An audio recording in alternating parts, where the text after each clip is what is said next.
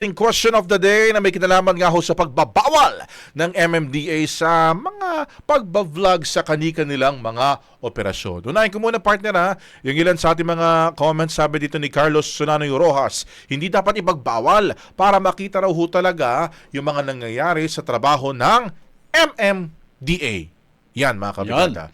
Eto galing kay parang binaliktad eh.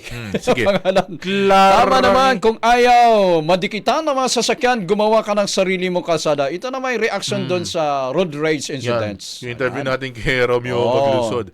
Sabi niya, siya na yan si Clarianes. Ayan, di ba? Binaligtad pa natin, di ba?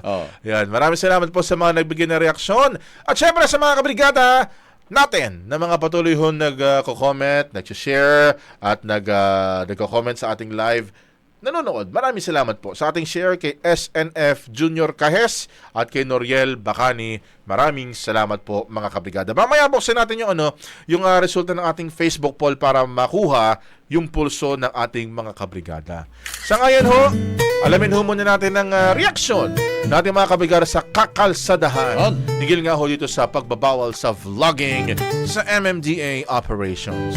Marami kayang pabor o kaya naman marami yung mga tumututol.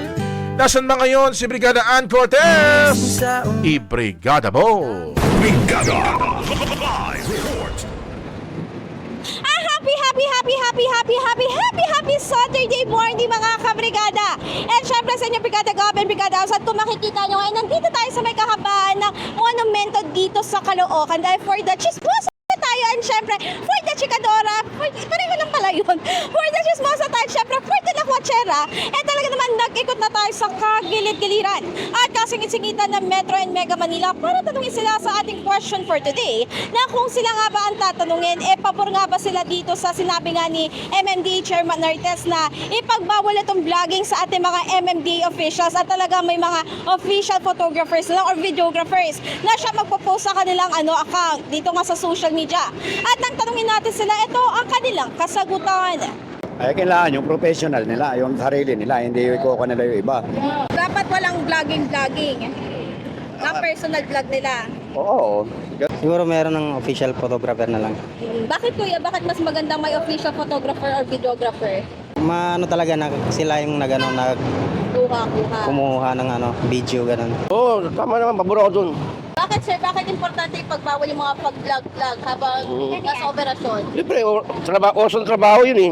Mga vlogger, okay yun. Sa MMDA, hindi pwede yun. Sir, dapat official MMDA lang yung Huwag na siya i-video. Kasi nagsasama siya ng vlogger eh. Walang sumikat siya eh.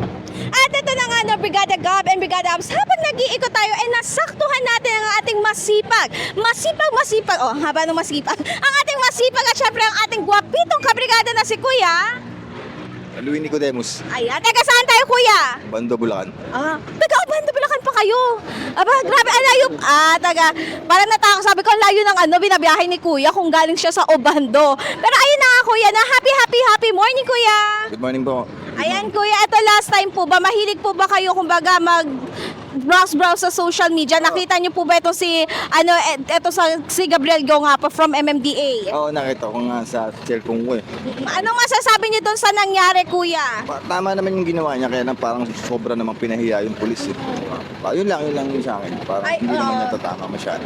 Ayun, given that Kuya, tanong lang namin kasi 'di ba last time itong si Artes ang sabi niya, ipagbabawal lang nga daw itong pag-vlog, kumbaga mga self-vlogging ng mga officials nila. Kayo po ba sir, pabor po ba kayo ganun na itigil yung mga self-vlogging, kumbaga yung vlogger ka habang nagtatrabaho ka? Siguro, oo. Pero pwede rin naman dapat kasama nila sa MMDA yung nagpo-vlog. Yun lang naman. Bakit Kuya, bakit magandang iwasan yung mga self-vlog kapag kunyari may mga operasyon? Kasi parang minsan may pagkabayas din kasi.